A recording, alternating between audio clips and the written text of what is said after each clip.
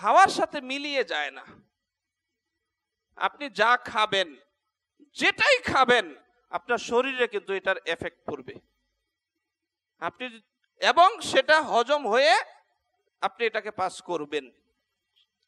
আপনি ভালো জিনিস খান, শরীর সুস্থ হবে বা ভালো হবে শরীরের। খারাপ জিনিস খান, সেটা কিন্তু শরীরে খারাপ প্রভাব ফেলবে। এটা এমন না যে ভুলে আমি বিষ খেয়ে ফেলেছি, এটা কাজ করবে না।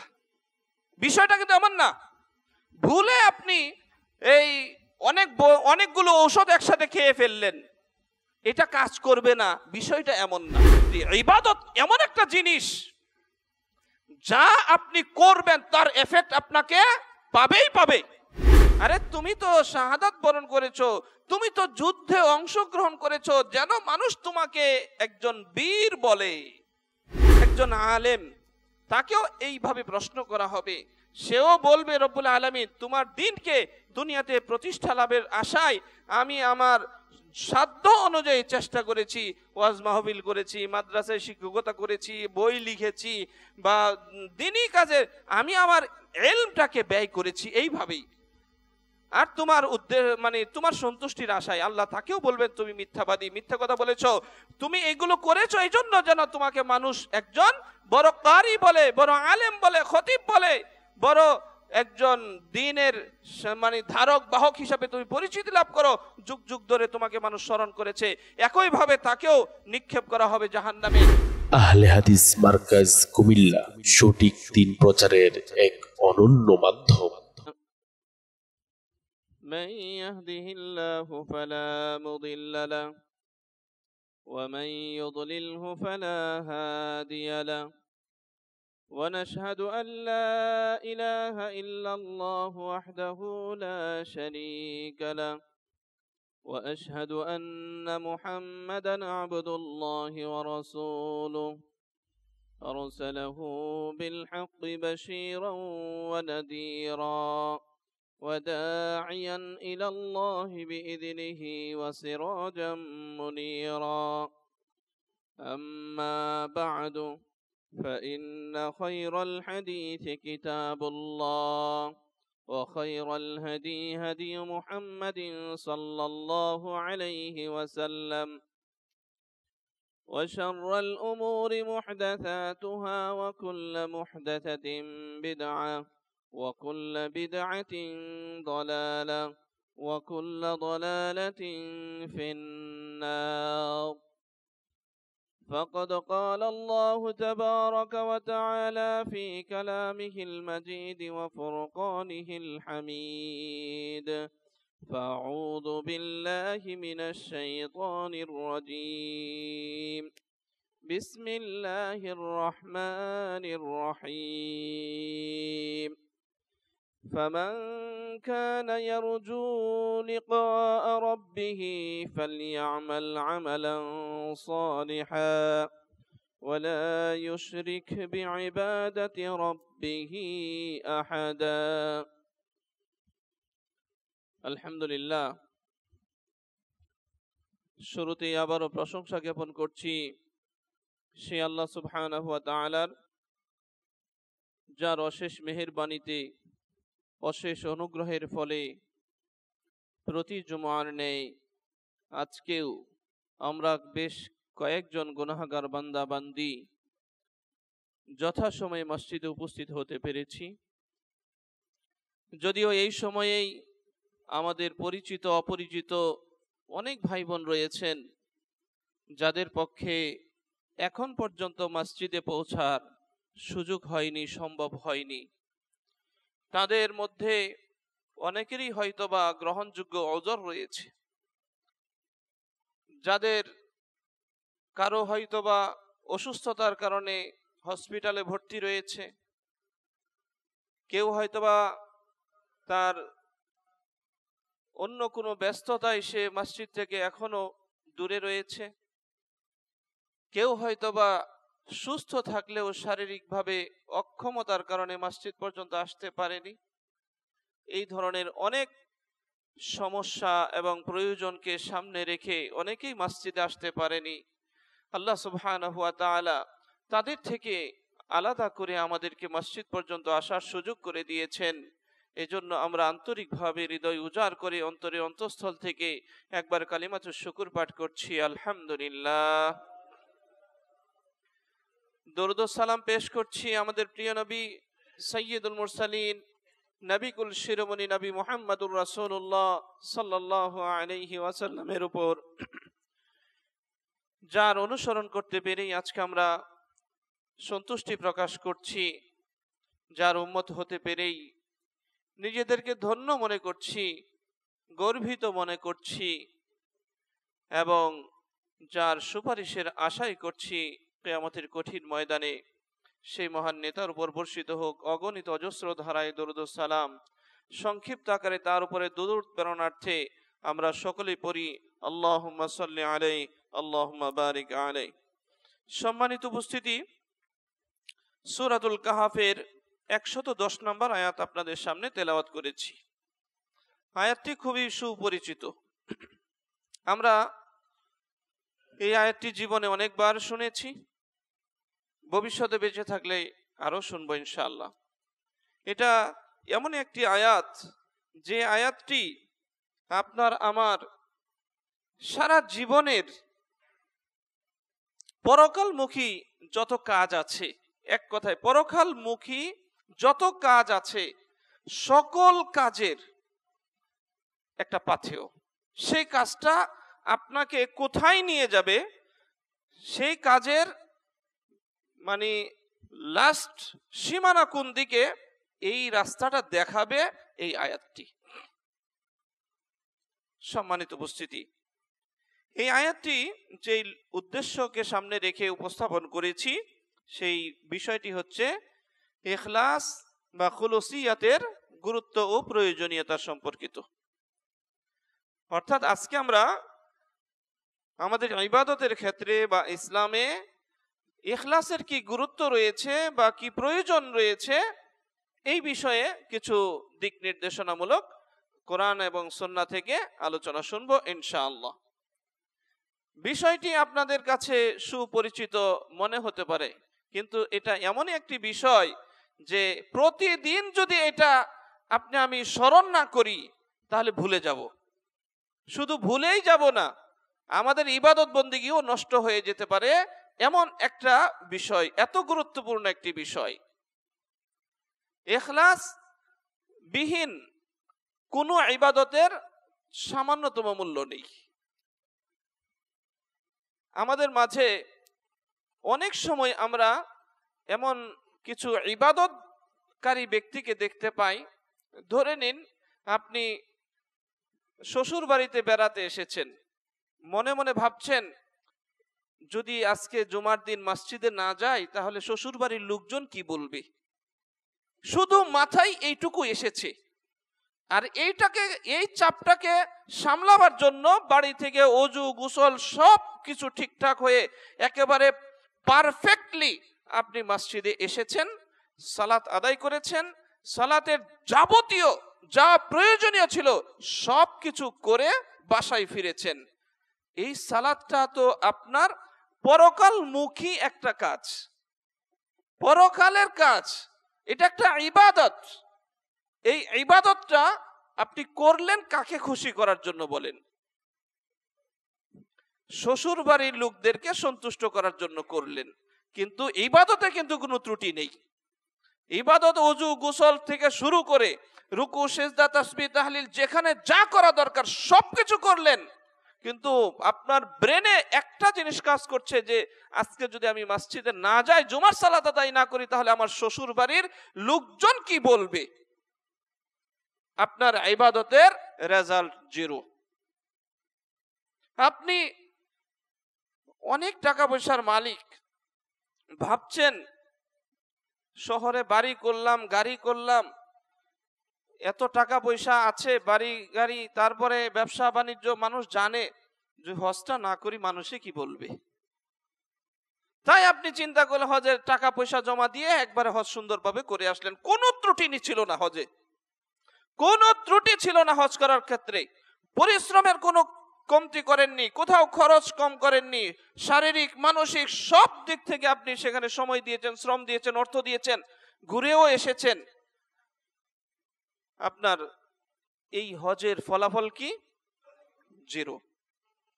ভাবছেন সামনে নির্বাচন করবেন, অথবা আপনি একজন ব্যবসায়ী মানুষ যে হাজী সাহেবের দোকান থেকে আনলে মনে হয় ঠকাবে না, মানুষ হাজী সাহেবদের দোকানকে একটু গুরুত্ব দেয়, হজটা করে আসলে ব্যবসাটা ভালো হবে, এই চিন্তায় আপনি হজ করতে গেলেন, হজে সবকিছু করে আসলেন। আপনার এই হাজী সাহেবের ডিগ্রি অর্জনের জন্য যে হজ করেছেন সেটার রেজাল্ট জিরো। এমনি ভাবে প্রত্যেকটি ইবাদতের ক্ষেত্রে মসজিদের মধ্যে প্রবেশ করেছেন, পার্শ্বে অনেক মানুষ বসা, রুকু সেজদা একটু ঢিলে করে করছেন, লম্বা করে দিচ্ছেন, মনে মনে ভাবছেন আশেপাশে লোকজন আছে দেখুক, আমি একজন সুন্দর সালাত আদায়কারী নামাজি। আপনার সালাতের রেজাল্ট জিরো। তাই তো আল্লাহ সুবহানাহু ওয়া তাআলা তিনি এই সূরাতুল কাহফের 110 নম্বর আয়াতে আমাদেরকে লক্ষ্য করে বলছেন, ফামান কানা ইয়ারজু লিকা রাব্বিহি ফালইয়ামাল আমালান সালিহা। তোমাদের মধ্যে যে কেউ এই ইচ্ছা পোষণ করে, ফামান কানা ইয়ারজু, যে আশা পোষণ করে, লিকা রাব্বিহি, সে তার রবের সাথে সাক্ষাৎ করবে, ফালইয়ামাল আমালান সালিহা, তাহলে সে যেন কিছু সৎ আমল করে, ওয়ালা ইউশরিক বিইবাদাতি রাব্বিহি আহাদা, এবং এই আমল করতে গিয়ে যেন আমলের মধ্যে আল্লাহর সাথে কাউকে শরীক না করে ফেলে। পরিষ্কার কথা, ইবাদত আপনি করবেন, এই ইবাদত করতে গিয়ে যদি ইবাদতের অংশীদার হিসাবে কাউকে বানান, তাহলে আপনি আল্লাহ সুবহানাহু ওয়া তাআলার সাথে সাক্ষাতের আশা করতে পারেন না। আল্লাহ পরিষ্কার বলে দিয়েছে, যে কেউ তার রবের সাথে সাক্ষাৎ করতে চায় সে যেন সৎ আমল করে, এই মর্মে যে এই আমল করতে গিয়ে কাউকে এখানে শরীক করে নাই। আপনি যেমন প্রথম উদাহরণে আমরা পেয়েছি, শ্বশুর বাড়ির লোকজন কি বলবে, তাহলে এই ইবাদতটা করতে হতো কার জন্য? আল্লাহর জন্য। আপনি ইবাদতটা করতে গিয়ে আল্লাহর কাজে কাকে শরীক করলেন? শ্বশুর বাড়ির লোকদেরকে শরীক করে দিয়েছেন। আপনার ব্যবসা প্রতিষ্ঠানের মানুষ আপনার হাজী সাহেব হিসাবে আপনার কাছে জিনিস বেশি কিনবে, অথবা বিশ্বস্ততার একটা বিষয় জন্মাবে, এই জন্য আপনি হজ করে আসছেন। আপনার হজের আল্লাহর সাথে আপনি ওই কাস্টমারগুলোকে জড়িয়ে দিলেন। নির্বাচন করবেন যে আমি হজ করলে আলহাজ ডিগ্রিটা লাগানো যাবে, আর মানুষ আমাকে বেশি ভোট দিবে, যে হাজী সাহেব মানুষ বোধহয় আর এই মাইরে খাবে না। এই হাজী সাহেব তিনি জনগণের মাল সম্পদ লুট করবে না, এই মর্মে আপনি হজ করে আসলেন। আপনি এখানে জনগণকে আল্লাহর সাথে যুক্ত করে দিয়েছেন। এমনি ভাবে মসজিদে আপনি 10 টাকা দান করেছেন, মানুষকে খুশি করার জন্য যে আপনি দানবীর হবেন, এই জন্য আপনি মানুষকে আল্লাহর ইবাদতের সাথে শরীক করে দিয়েছেন। আর আল্লাহ সুবহানাহু ওয়া তাআলা পরিষ্কার বলে দিয়েছেন, ফামান কানা ইয়ারজু লিকা রাব্বিহি ফালইয়ামাল আমালান সালিহা, যে ব্যক্তি তার রবের সাথে সাক্ষাৎ করার আশা পোষণ করে, সে যেন কিছুকে খুশি করার জন্য, যে ব্যক্তি লা ইলাহা ইল্লাল্লাহ পাঠ করেছে এবং লা ইলাহা ইল্লাল্লাহকে জীবনের আদর্শ হিসাবে, জীবনের পাথেয় হিসাবে, জীবনের দিক নির্দেশনা হিসাবে লা ইলাহা ইল্লাল্লাহকে গ্রহণ করেছে, ওরাই সফল হবে, অন্য কেউ সফল হতে পারবে না। কিন্তু আজকে আমরা মনে করি কি, মুসলিমের ঘরে জন্ম নিয়েছি, জান্নাত নিশ্চিত, আমরা মুসলিম হয়েছি মানে জান্নাত হয়ে গেছি। আর আমাদের কাছে তো হাদিস আছেই, মান ক্বালা লা ইলাহা ইল্লাল্লাহ দাখালাল জান্নাহ, যে ব্যক্তি মুখ দিয়ে লা ইলাহা ইল্লাল্লাহ পড়বে তাহলে সে জান্নাতে চলে যাবে। কিন্তু লা ইলাহা ইল্লাল্লাহ একটা হিন্দু মানুষ সে যদি পড়ে লা ইলাহা ইল্লাল্লাহ, মুখ দিয়ে বলল শুধু, তাহলে সে কি জান্নাতে চলে যাবে? তার জীবনটাই শিরকের সাথে জড়িত, মৃত্যু পর্যন্ত সে শিরকের মধ্যে মানে শিরকরত অবস্থায় সে মৃত্যুবরণ করেছে। তাহলে সে যদি দুনিয়াতে বেঁচে থাকতে হাজারো কোটি বার লা ইলাহা ইল্লাল্লাহ পড়ে, আর কোনো মানে মূল্য আছে?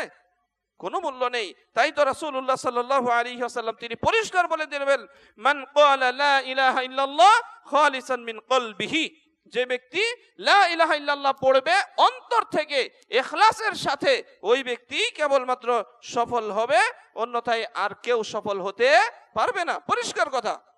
আর আল্লাহ সুবহানাহু ওয়া তাআলা তিনিও বলে দিলেন যে ফামান কানা ইয়ারজু লিকা রাব্বিহ ফালইআমাল আমালান সালিহা, যে ব্যক্তি তার রবের সাথে সাক্ষাৎ করতে চায় সে যেন কিছু ভালো কাজ করে, ওয়ালা ইউশরিক বিইবাদাতি রাব্বিহ আহাদা, এবং তার রবের সাথে কাউকে যেন শরীক না করে। তাহলে আল্লাহর সাথে যদি আমি ইবাদত করার ক্ষেত্রে শরীক করে বসি, তাহলে তো সেখানে আমি কখনোই সফল হতে পারবো না। সম্মানিত উপস্থিতি, যদি আমরা ইখলাসবিহীন ইবাদত করি, ইবাদত করেছি ইখলাসবিহীন, তাহলে সেই ইবাদত আমাদেরকে কোথায়, এর একটা রেজাল্ট তো থাকতে হবে। এটা এমন একটা জিনিস যে হাওয়ার সাথে মিলিয়ে যায় না। আপনি যা খাবেন, যেটাই খাবেন, আপনার শরীরে কিন্তু এটার এফেক্ট পড়বে, এবং সেটা হজম হয়ে আপনি এটাকে পাস করবেন। আপনি ভালো জিনিস খান, শরীর সুস্থ হবে বা ভালো হবে শরীরের। খারাপ জিনিস খান, সেটা কিন্তু শরীরে খারাপ প্রভাব ফেলবে। এটা এমন না যে ভুলে আমি বিষ খেয়ে ফেলেছি, এটা কাজ করবে না। বিষয়টা কিন্তু এমন না। ভুলে আপনি এই অনেকগুলো ঔষধ একসাথে খেয়ে ফেললেন, এটা কাজ করবে না, বিষয়টা এমন না। সম্মানিত উপস্থিতি, ইবাদত এমন একটা জিনিস যা আপনি করবেন তার এফেক্ট আপনাকে পাবেই পাবে। যদি আপনি তওবা না করে ফিরে আসেন, এফেক্ট আপনাকে পাবেই, সেটা ভালো হোক আর খারাপ হোক, আপনি যাই করেন না কেন। সম্মানিত উপস্থিতি, আমরা একটি হাদিস সকলেই জানি, লম্বা হাদিস, সহিহ মুসলিমের 1905 নম্বর হাদিস, যে আল্লাহ রাসূল সাল্লাল্লাহু আলাইহি ওয়াসাল্লাম তিনি বলছেন যে কিয়ামতের কঠিন ময়দানে 3 শ্রেণীর ব্যক্তি দিয়ে বিচার কার্য উদ্বোধন করা হবে। বিষয়টা আমরা সকলেই জানি। সংক্ষিপ্তভাবে আমি শুধু এখানে টাচ দিয়ে যাচ্ছি যে তাদের মধ্যে প্রথম ব্যক্তিকে একজন শহীদ, যে শহীদ ব্যক্তিটির তার দুনিয়াতে দ্বীনি কাজের জন্য, দ্বীনের বাস্তবায়নের জন্য নিজের জীবনটাই বিলিয়ে দিয়েছে, শাহাদাত অর্জন করেছে, সে শাহাদাত বরণ করেছে। আল্লাহ সুবহানাহু ওয়া তাআলার সামনে তাকে উপস্থাপন করা হলো, তাকে জিজ্ঞাসা করা হবে যে তুমি তোমাকে দেওয়া নিয়ামতগুলো তুমি কোন পথে ব্যয় করেছো?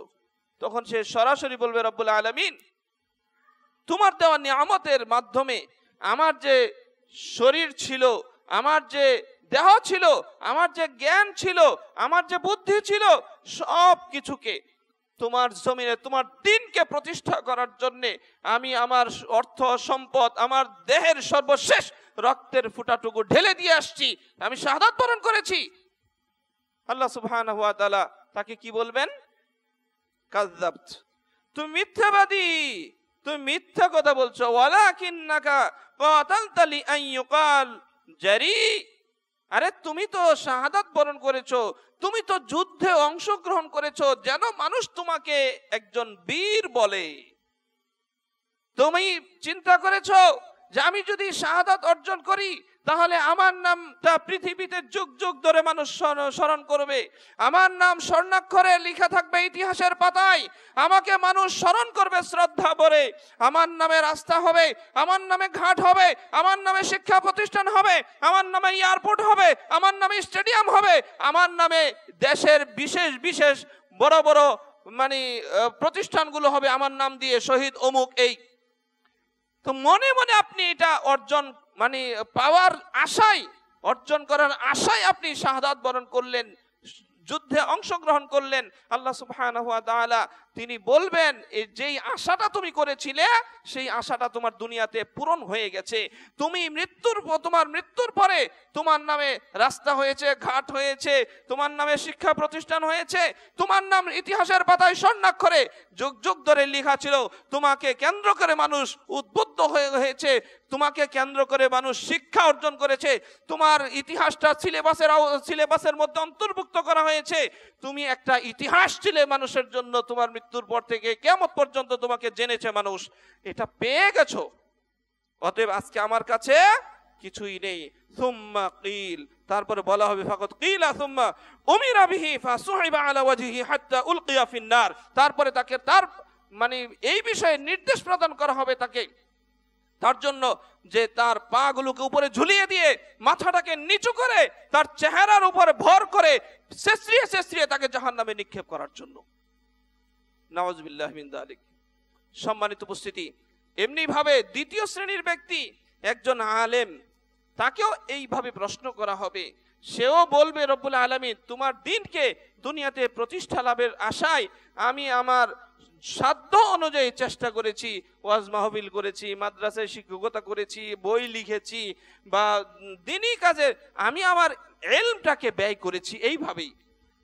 আর তোমার উদ্দেশ্য মানে তোমার সন্তুষ্টির আশায়, আল্লাহ তাকেও বলবেন তুমি মিথ্যাবাদী, মিথ্যা কথা বলেছো, তুমি এগুলো করেছো এই জন্য যেন তোমাকে মানুষ একজন বড় কারি বলে, বড় আলেম বলে, খতিব বলে, বড় একজন দ্বীনের মানে ধারক বাহক হিসাবে তুমি পরিচিতি লাভ করো, যুগ যুগ ধরে তোমাকে মানুষ স্মরণ করেছে।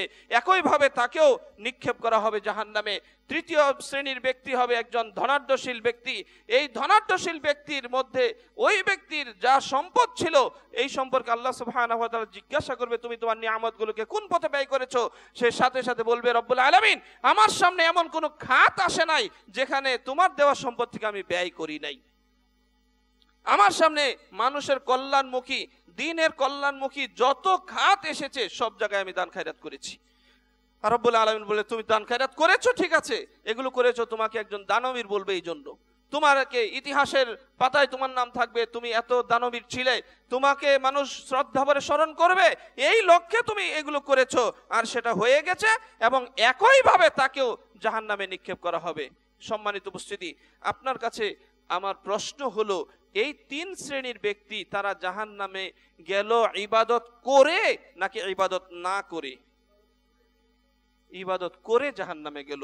তাদের ইবাদতের মধ্যে কমতি কি ছিল? শুধুমাত্র ইখলাস ছিল না, শুধুমাত্র নিয়াতের গড়মিল ছিল। তাহলে ইবাদত হতে পারে, ইবাদত হতে পারে, সেই ইবাদতের বিনিময়ে আপনি জান্নাত পেয়ে যাবেন, এই গ্যারান্টিটা দিচ্ছে কে? কে দিচ্ছে? ইখলাস।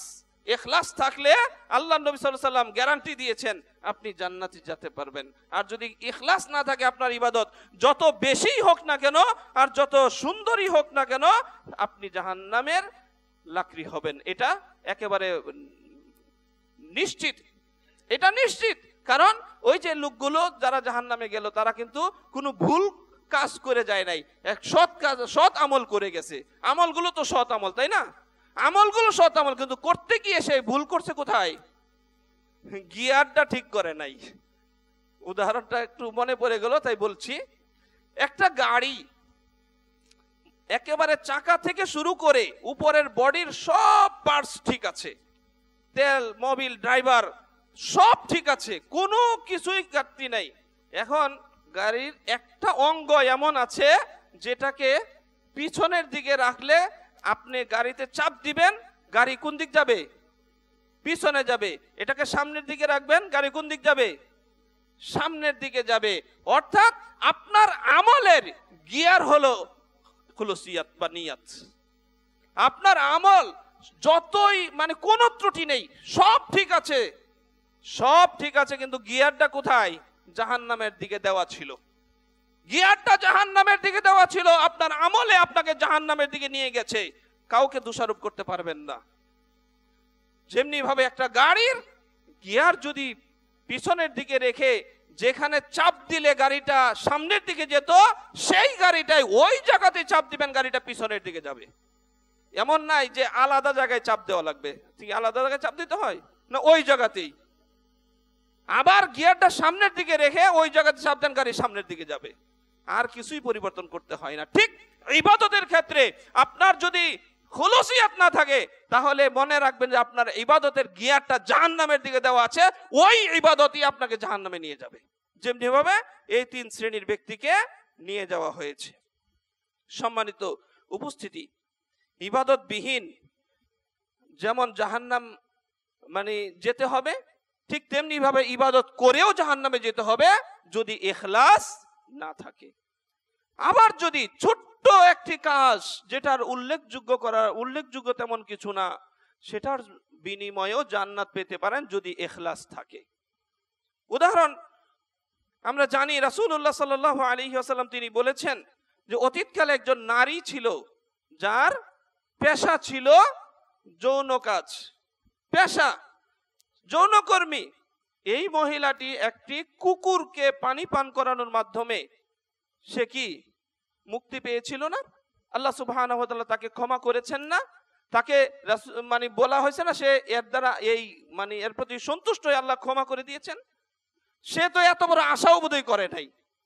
মানে একটা কুকুরকে সে পানি পান করাইছে, তার জীবনে যত ভুল কাজ করেছে, অন্যায় কাজ করেছে, সেই ভুল কাজগুলো এই একটু মোজা দিয়ে পানি পান করে একটা কুকুরকে পানি পান করানোর মাধ্যমে ক্ষমা হয়ে যেতে পারে, সে নিজেও হয়তো এটুকু চিন্তা করে নাই। কিন্তু আল্লাহ সুবহানাহু ওয়া তাআলা কি করেছেন? ক্ষমা করে দিয়েছেন।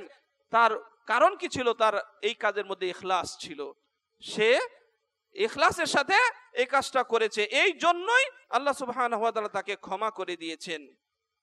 আবার কখনো কখনো ইখলাস বিহীন, শুধুমাত্র ইখলাস আছে কিন্তু কাজ করতে পারেননি, কাজ না করেও শুধু কাজের নিয়াত করেছে, ইচ্ছা পোষণ করেছে, সেই জন্য আল্লাহ সুবহানাহু ওয়া তাআলা আপনাকে ক্ষমা করে দিয়ে আপনাকে জান্নাত দিয়ে দিতে পারেন। সুবহানাল্লাহ।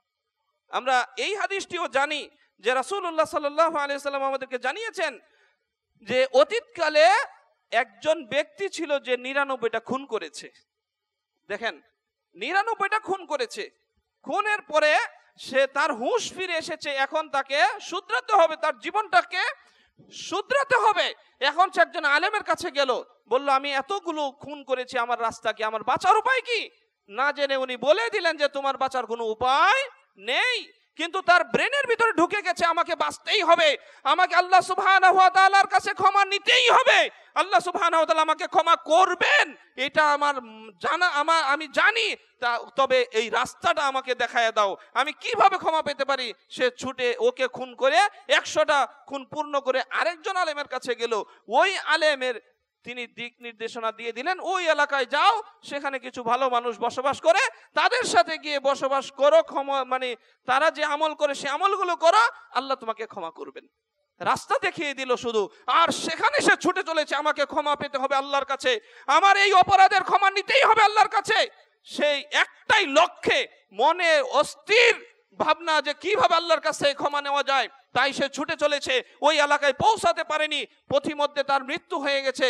আল্লাহ সুবহানাহু ওয়া তাআলা খাস রহমতে সে কি ক্ষমা পায়নি? লম্বা বিস্তারিত বলার সুযোগ নেই, সময় কম, জাস্ট উদাহরণ দিচ্ছি যে ইখলাস বা খুলুসিয়াতের বা সঠিক নিয়াত থাকলে এটা নিয়াতের কতটা পাওয়ার।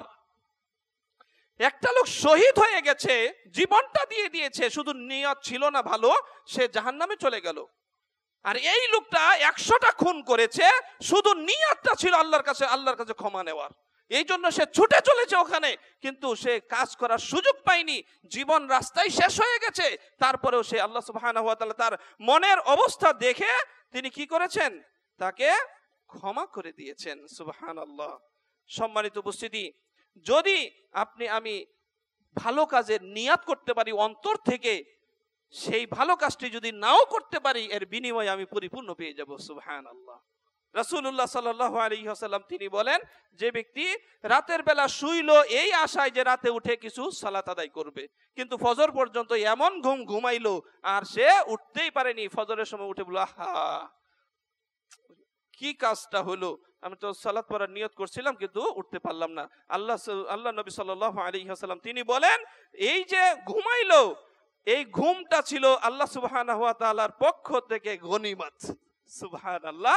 আর সে জাগা অবস্থায় কত রাকাত সালাত আদায় করত, এটা আল্লাহ সুবহানাহু ওয়া তাআলা তিনি ভালোই জানেন, আর সেটা পরিপূর্ণ সওয়াব আল্লাহ সুবহানাহু ওয়া তাআলা তাকে দিয়ে দিবেন। সুবহানাল্লাহ। অতএব নিয়ত যদি আপনার আমার ভালো হয়, তাহলে আমি এর দ্বারা উপকার পেতে পারি। শুধু আখিরাতে না, দুনিয়াতেও আমরা এর উপকার লাভ করতে পারি। আমরা ওই ঘটনাটা জানি যে ৩ জন ব্যক্তি একটা সফর করেছিল, যেই সফরে তাদেরকে পথিমধ্যে ঝড় তুফানে পেয়েছে, অতঃপর তারা তিনজনই পাহাড়ের গর্তে আশ্রয় নিয়েছে। এমন সময় ঝড় তুফানে এসে পাথরের মুখটা, একটা পাথর এসে গুহার মুখটা বন্ধ করে দিয়েছে, তাদের বের হওয়ার কোনো রাস্তা ছিল না।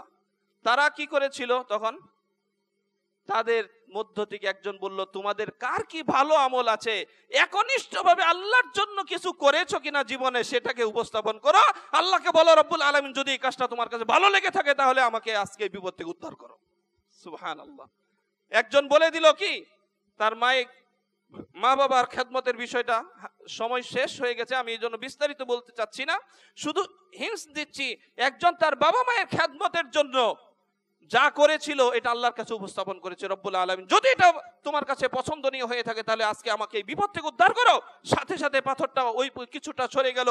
আরেকজন আল্লাহর কাছে উপস্থাপন করলো, রব্বুল আলামিন একটা মানুষ, একটা মেয়ে মানুষকে, একটা পুরুষ একটা মেয়ে মানুষকে যতটা ভালোবাসতে পারে ঠিক ততটা আমি ভালোবাসতাম আমার এক চাচাতো বোনকে, যে সুন্দরীর দিক থেকে কমতি ছিল না তাকে পাওয়ার আমার খুব আশাও ছিল। বিভিন্নভাবে চেষ্টা করার পরেও আমি ব্যর্থ হয়েছি, কিন্তু বিপদে পড়ে একদিন সে আমার কাছে কিছু টাকা ধার চাইতে আসে, আমি তাকে টাকা ধার দেই এই শর্তে যে তোমাকে ব্যবহার করার অনুমতি দিতে হবে, যদি দাও তাহলে আমি টাকা দিব। এবং সে শর্ত মেনেও নিল।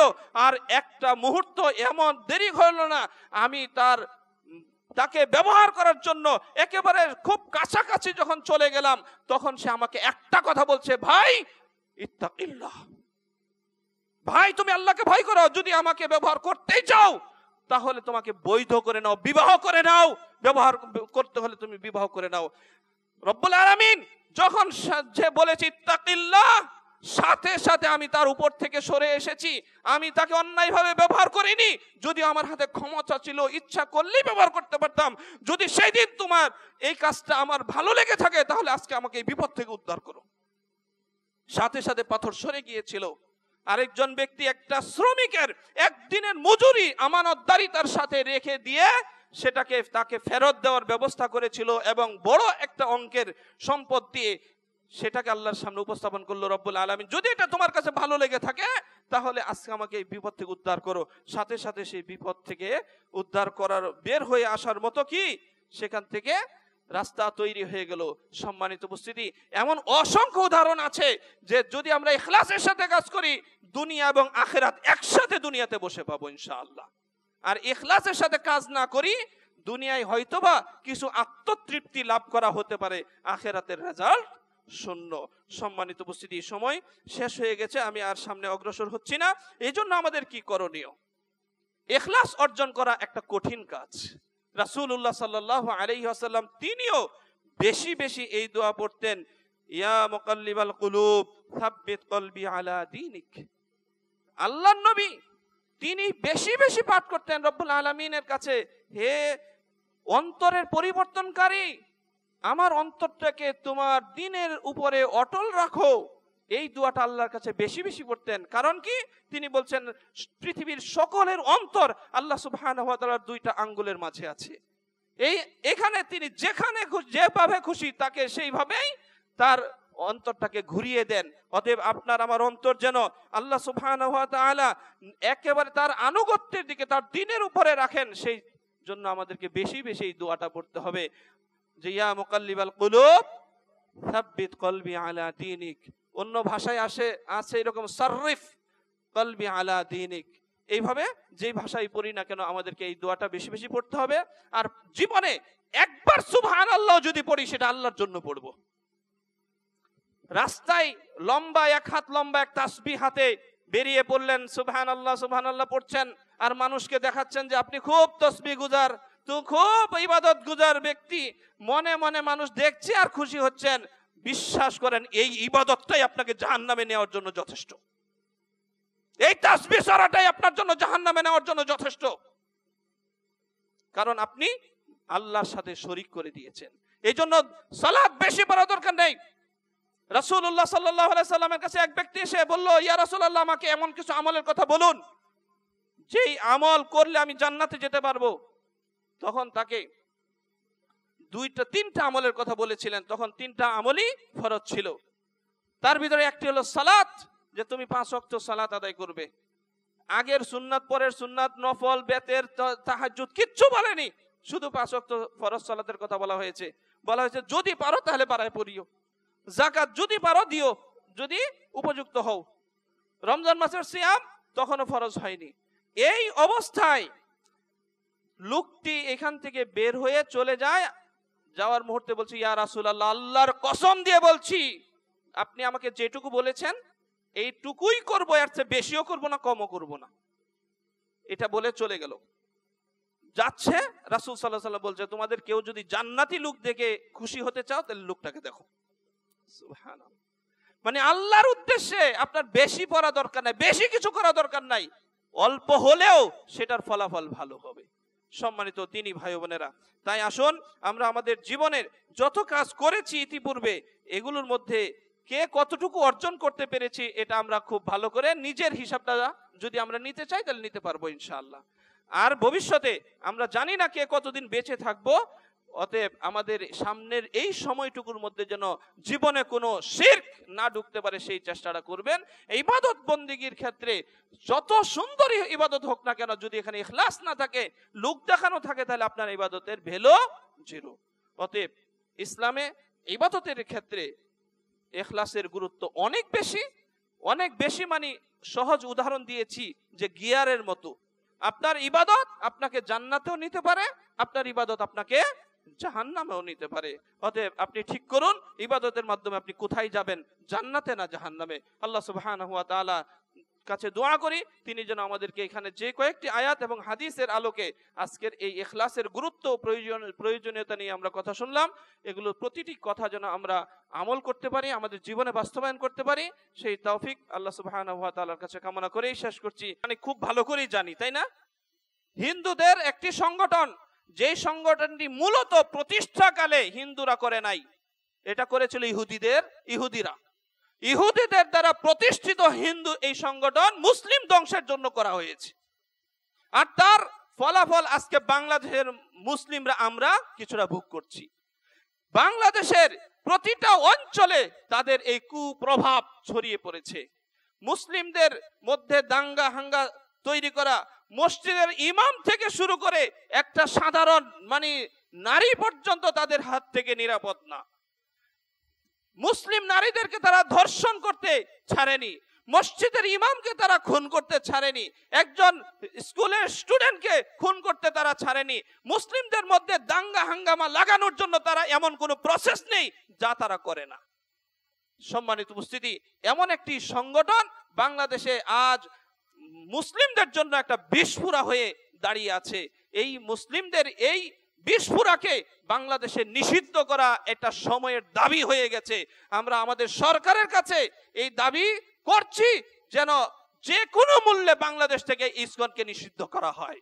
আর এই জন্য আমাদের এই আহলে হাদিস আন্দোলন এবং যুব সংঘের পক্ষ থেকে আরো অন্যান্য সংগঠনও এই বিষয়ে নিজেদের তত্ত্বাবধানে নিজেদের সাধ্য অনুযায়ী তারা প্রতিবাদ করছে, আমরাও প্রতিবাদ জানাচ্ছি। এবং আহলে হাদিস আন্দোলন আজকে এই বেশ কিছু এলাকাতে, ঢাকাতেও হবে, রাজশাহীতে হবে এবং আপনাদের কুমিল্লাতেও আজকে এই প্রতিবাদ সমাবেশ এবং প্রতিবাদ মিছিল হওয়ার কথা রয়েছে। আপনারা ইনশাআল্লাহ সকলেই এই হিন্দুত্ববাদী সংস্থা বা এই সংগঠন ইসকনের বিরুদ্ধে গণজাগরণ মানে সৃষ্টি করে এটা নিষিদ্ধের দাবি আমরা সরকারের কাছে উপস্থাপন করব ইনশাআল্লাহ। আমাদের এখানে কুমিল্লায় এই প্রতিবাদ সমাবেশ আজকে বিকাল 3টায় অনুষ্ঠিত হবে। সেই স্থান হচ্ছে কান্দিরপাড় পূর্বালী চত্বর। কান্দিরপাড় পূর্বালী চত্বরে আমরা ইনশাআল্লাহ 3টার দিকে সকলে উপস্থিত থাকার চেষ্টা করব। আল্লাহ সুবহানাহু ওয়া তাআলা আমাদের সকলকে এর মধ্যে অংশগ্রহণ করার তৌফিক দান করুন এবং এই মুসলিম বিদ্বেষী এই ইসকন নামের সংগঠনকে আল্লাহ সুবহানাহু ওয়া তাআলা যেন দুনিয়া থেকে নিশ্চিহ্ন করে দেন, আল্লাহুম্মা আমিন। এবং তাদের প্রতিটি কাজের মানে যে ফলাফল, তাদের যে শাস্তি দেওয়া দরকার, লাঞ্ছিত করা দরকার, আল্লাহ সুবহানাহু ওয়া তাআলা তাদেরকে যেন সেই লাঞ্ছিত করেন।